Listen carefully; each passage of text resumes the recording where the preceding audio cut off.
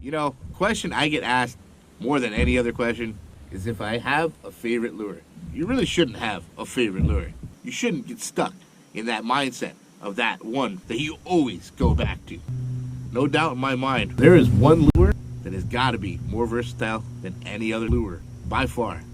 And yeah, I'll admit it, it's my favorite.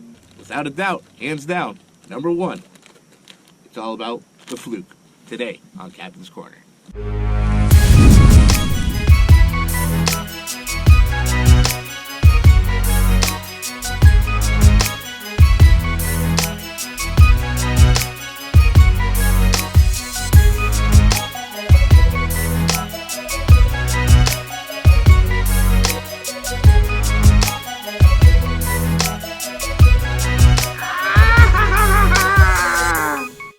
Ah, yeah, the Fluke. Is there any more versatile bait anywhere in the world?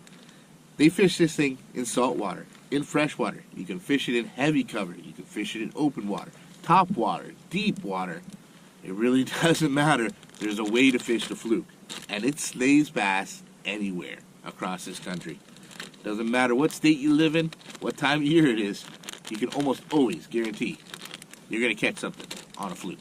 There's a reason why this little guy right here has become my all-time confidence bait. I use this as a search bait when I first get onto a new lake, or any lake for that matter. Throw it through cover, roll it deep, dead stick it, top water. There's so many ways to fish this little piece of plastic. What is a Fluke? It is a soft plastic jerkbait that's most commonly referred to as the Fluke. Almost every manufacturer of soft plastics has their version of a Fluke for a very, very good reason. Because they work. No matter what body of water you're on, pretty much no matter what time of year it is, no matter what the conditions are, you can almost always find a way to effectively fish a soft plastic jerkbait. Some of them do definitely vary in shapes and sizes. Each manufacturer has their own little twist on it. Some are sleeker, some are fatter. But for the most part, they're all a soft fish imitating jerkbait. Is there anything better than a soft plastic jerkbait? Today I'm going all in with the Fluke. I'm going to teach you every way I know to fish the Fluke. I think the biggest key to the success of the soft plastic jerkbait is the versatility of the bait itself. It can be fished in so many different fashions. And with that, you can rig it in so many different ways. And all are fairly effective.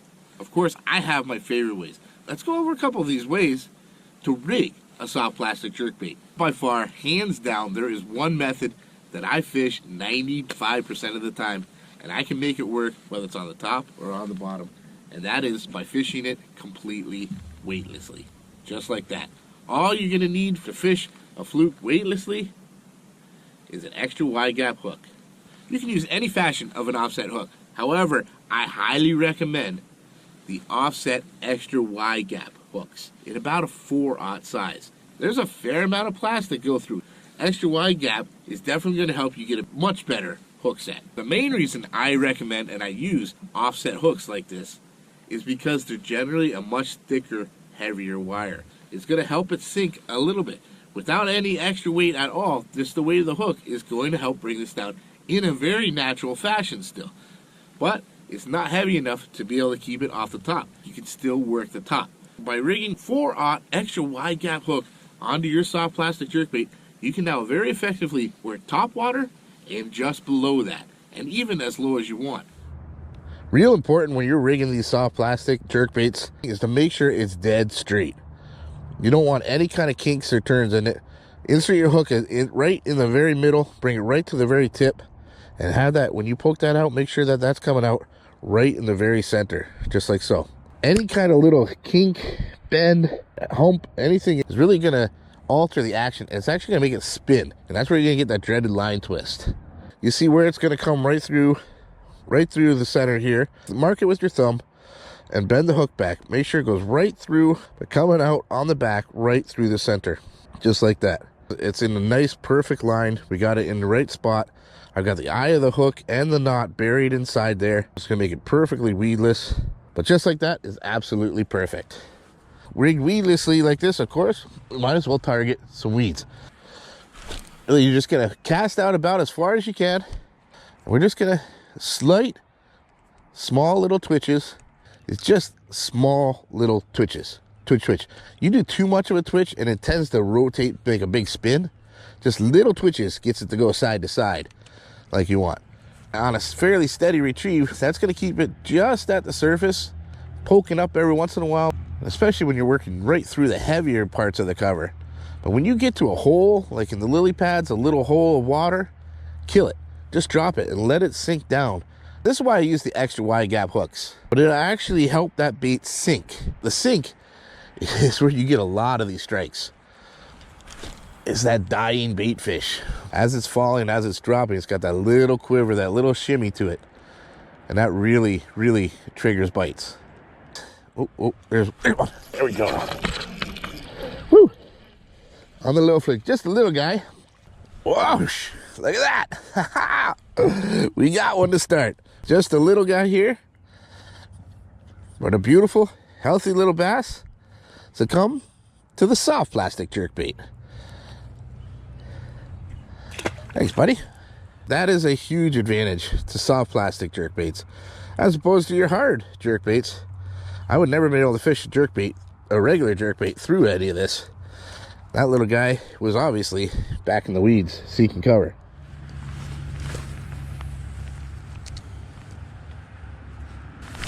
Oh, got him. There we go. Whew. All right. On that fluke again. Get him up here. Yes. Check it out. There it is, guys. The soft plastic jerkbait got us a decent one here again. Nice, beautiful bass. He had choked it. There it is. On the fluke. Gotta love it. Again, just covering so much different water with it. I was fishing a bunch of pads and mixed grasses back there. Lots of flat cover, heavier cover. Come back here, there's a little pocket of deeper water. And that's where he was. When you rig a fluke like this, it doesn't matter whether you run it on braid, fluorocarbon, or monofilament. That's entirely up to you. Keeping in mind, fluorocarbon and braid are much more sensitive than monofilament. They don't have the stretch that monofilament has. And you are using a little thicker, heavier gauge hook. So if you do use monofilament, you want to make sure that you're using a little heavier monofilament, something along the 8-pound to 10-pound range.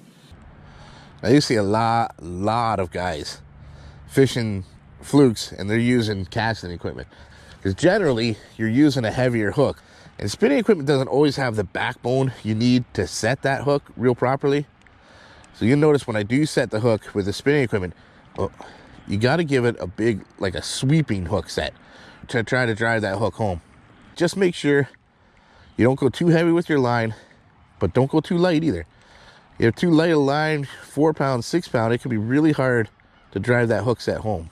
I've got 8-pound test line on this spinning equipment, or actually I'm using Casking Fluorocoat, which is kind of a copolymer, fluorocarbon coated line.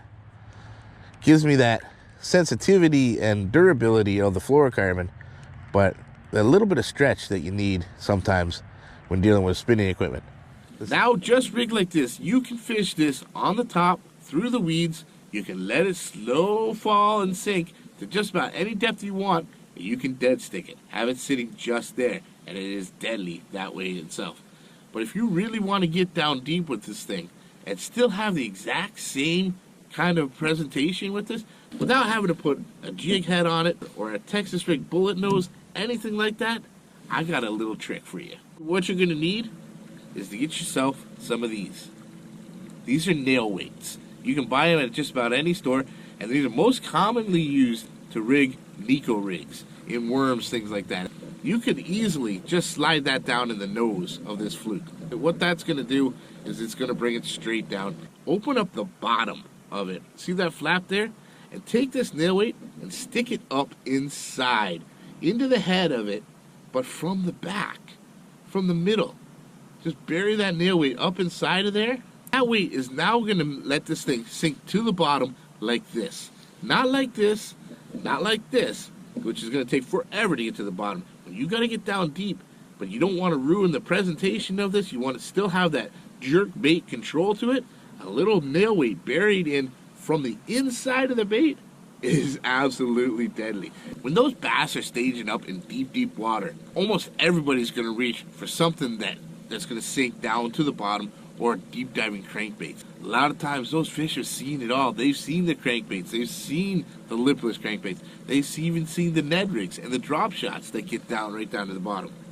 But I guarantee those bass have very rarely, if ever, seen a fluke down there.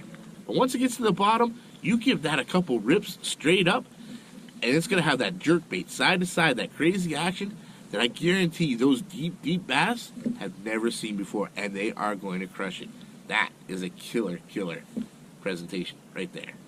During the spawn, especially when those fish are bedding, a soft plastic jerkbait can be one of the best baits there is. Most of the time, bass are protecting that bed from other fish, from predatory fish. Now, fluke generally imitates a sick or dying or hurt or fleeing bait fish. But you can also make it very easily look just like a feeding bait fish by getting it to bounce across the bottom. Nothing will upset a bass protecting their bed even more than a little bait fish picking at the bottom. One of the best ways I know how to rig a fluke for fishing beds is just like that. A little swing head jig. A little swing head jig like that, rig like that, that little weight's going to stand up on the bottom as you hop it along.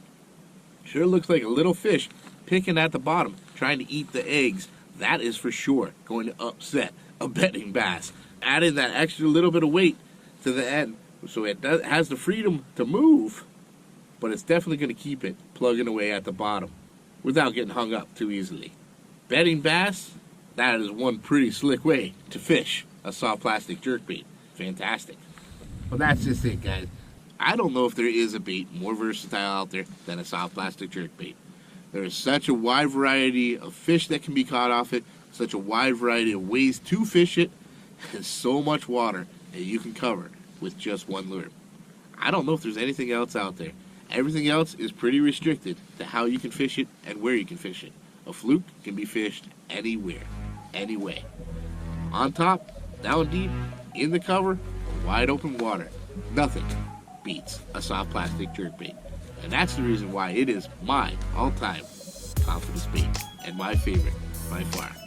Get yourself an arsenal of soft plastic jerkbaits, and I guarantee you're going to have a much better day on the water next time you're on your own body of water. Guys, I really hope you enjoyed this, and I hope you learned a little something. If you did, make sure you smash that heck out of that like button. And leave a comment on anything else you'd like to see us film. We'll do our very best to make a video out of each and every one of those. But most importantly, subscribe to the channel. And stay tuned to Cascade for the next episode of Captain's Corner. From beautiful North Florida, one last time, I'm Captain Mikey, signing out. The future is bright. You keep those lines tight.